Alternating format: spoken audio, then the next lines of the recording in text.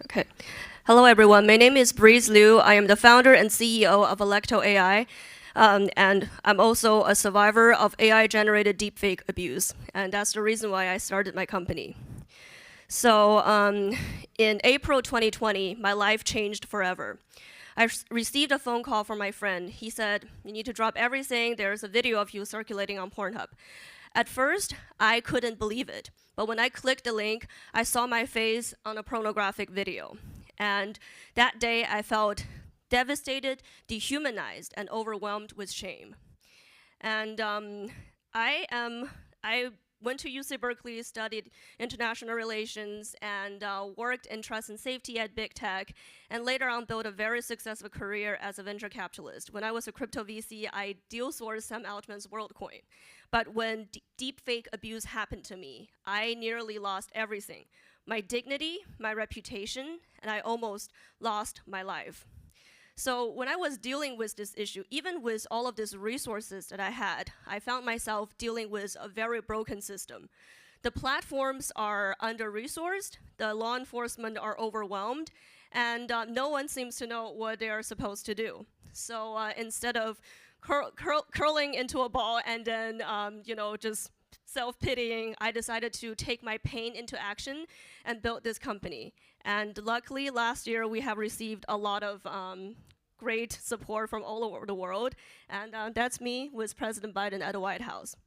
So last year, I was actually invited to meet President Biden at the White House twice to discuss our work. And I think one of the most empowering moments for me was I finally don't feel invisible anymore. I used to be a faceless victim out of millions. And when I was at the White House, I found myself actually, this is kind of crazy. The New York Times put me on a front page headline, and the title was amusing. It says, "Biden is no longer front and center," and apparently I am. And I'm really grateful for that. Yeah, that is me. That's the CBS News. So, jokes aside, and last month, I actually did something that was once believed to be impossible. I united the US Congress to pass a bill unanimously. In such a divided era, it's really I don't even know how that happened.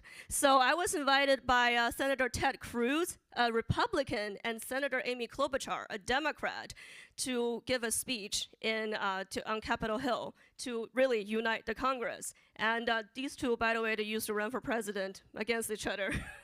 And then I got them together.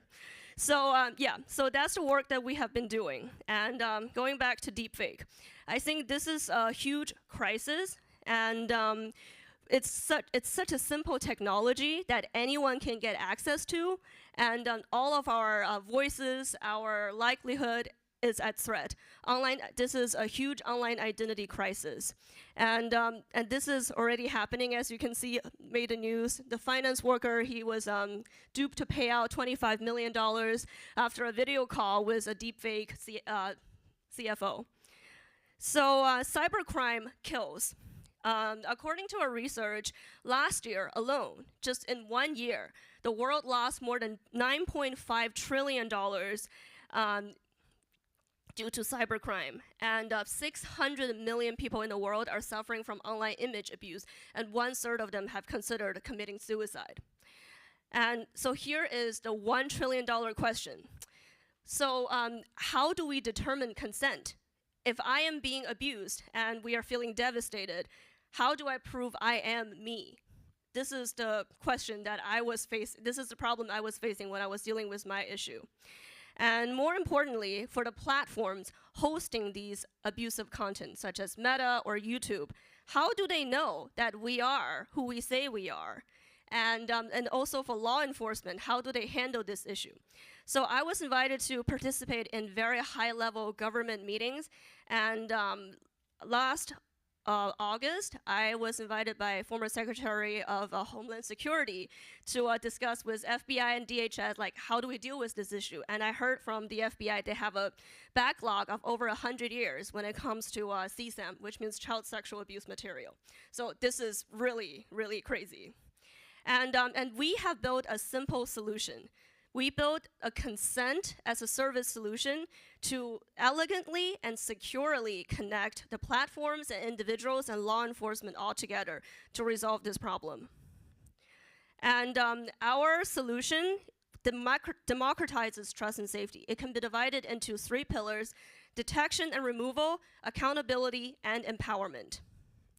And so this is a demo of our app. So I don't think there's supposed to be a video. Imagine there is an app that helps you to, yeah, it doesn't, I don't know why it just doesn't show up.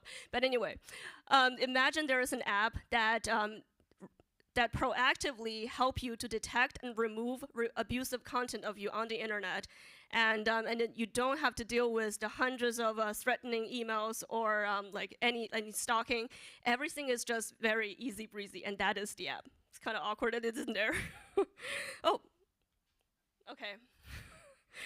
And we actually have the reason why we're differentiated from our competitors is because we offer a secure and accessible, efficient tool to connect everyone together, and then it's free for the users.